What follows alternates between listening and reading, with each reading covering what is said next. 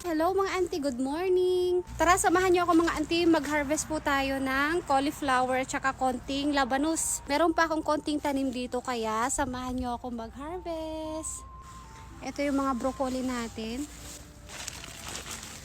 Ito, meron tayo dito.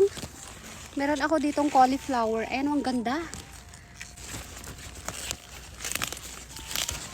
Dapat pala niramihan ko magtanim para marami tayong na-harvest.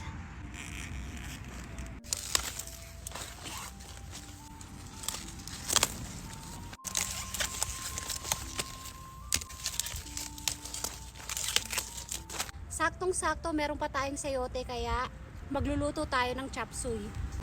Abangan nyo po mga auntie, magluluto tayo ng chop suey.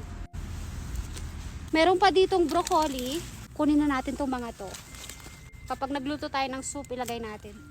Ayan, maliliit na broccoli. Tapos, mag-harvest naman tayo ng labanos. Wow! Ang laki! Uy! Ang laki ng labanos natin!